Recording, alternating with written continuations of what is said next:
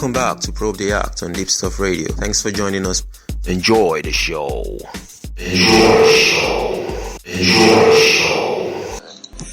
Welcome back to Probe the Act on Deepstuff Radio with Emmy Hikins and Black Tee DaPromoter, all the way from Alabama. He's a musician and a songwriter and also a rapper. So can you explain your particular style to somebody who's never listened to your music before? Could you repeat that again? Could you explain how do you explain your music to someone who's never heard that style of music before? Or, well, somebody who's never heard you sing before. Say, for instance, somebody's never heard you sing. How do you explain your kind of music to them? Okay, well, for the most part, I like to call my music revolutionary rap.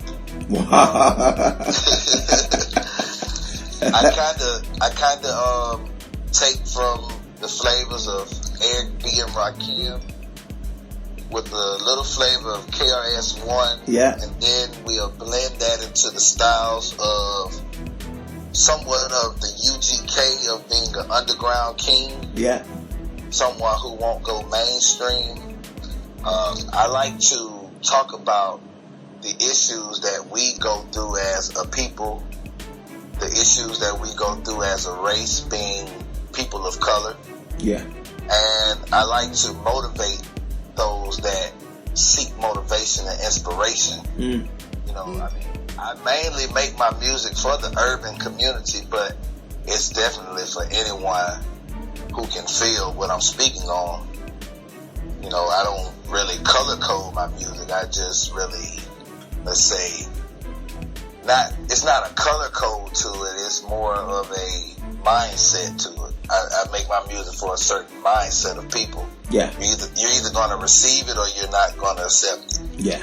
See what you mean? Yeah. So have you made any covers? Have I made any covers? Yeah. I have not made any covers. Yes. I try to make covers, but once I get on those instrumentals from other people, yeah, who made those tracks, I kind of find myself almost mimicking them, and I don't want to mimic anyone. Yeah. But I do plan to make some covers in the future because lately it's been some really deep stuff coming from artists like Big Crit and Jermaine Cole. Yeah. Those guys, they really inspire me to keep doing what I'm doing because they're the mainstream guys that do what I do. Yeah. Yeah. So, can you remember where your very first gig was? Oh, man. My very first gig. Oh, man. Gosh. Paid or unpaid? I suppose you can pass on it if you want. No, I think I need to pull up on this. My very first gig was, oh man. Well, you know, I jumped out and I did a few open mics here in the city first, but I think I want to say my very first gig as an artist. Yeah. Because I used to do MC work, like party MCs and concert MC work. Yeah.